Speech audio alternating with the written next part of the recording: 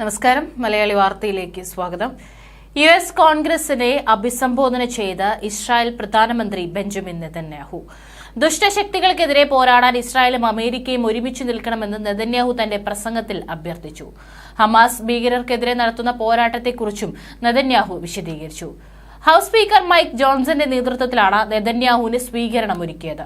Republic party അംഗങ്ങളുടെ ഇടയിൽ നിന്ന് നെതന്യാഹുവിന് വലിയ പിന്തുണ ലഭിച്ചെങ്കിലും പ്രസംഗത്തിൽ നടത്തിയ ചില പരാമർശങ്ങളിന്മേൽ ഡെമോക്രാറ്റിക് അംഗങ്ങളിൽ പലരും എതിർപ്പ് അറിയിച്ചു. ഹമാസിനെതിരെ സമ്പൂർണ്ണ വിജയം നേടുന്നതുവരെ പോരാട്ടം തുടരുമെന്ന് നെതന്യാഹു ആവർത്തിച്ചു. ഹമാസിനും ഇറാന്റെ പിന്തുണയുള്ള ഭീകരവാദ ശക്തികൾക്കുമെതിരെ പോരാടാൻ അമേരിക്കയുടെ കൂടി പിന്തുണ ഇസ്രായേൽ ആവശ്യമാണെന്നും അദ്ദേഹം ചൂണ്ടിക്കാട്ടി.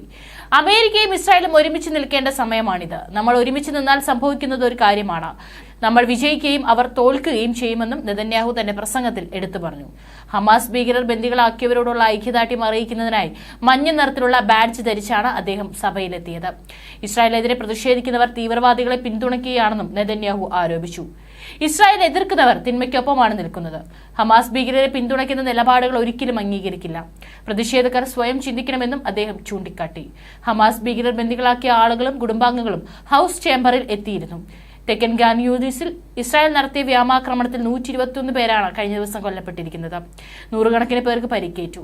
24 മണിക്കൂറിനിടെ 1.5 ലക്ഷത്തോളം പേർ പ്രദേശത്തു നിന്നും പലായനം ചെയ്തു.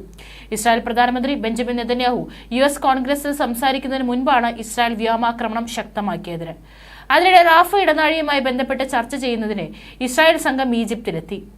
3 ഘട്ടങ്ങളായുള്ള വെടിനിർത്തലിനെ കുറിച്ച് ചർച്ച ചെയ്യുന്നതിന് വ്യാഴാഴ്ച ദോഹയിൽ ഈജിപ്ത്, ഇസ്രായേൽ, അമേരിക്ക, ഖത്തർ എന്നീ രാജ്യങ്ങളുടെ പ്രതിനിധികൾ കൂടിക്കാഴ്ച നടത്തും.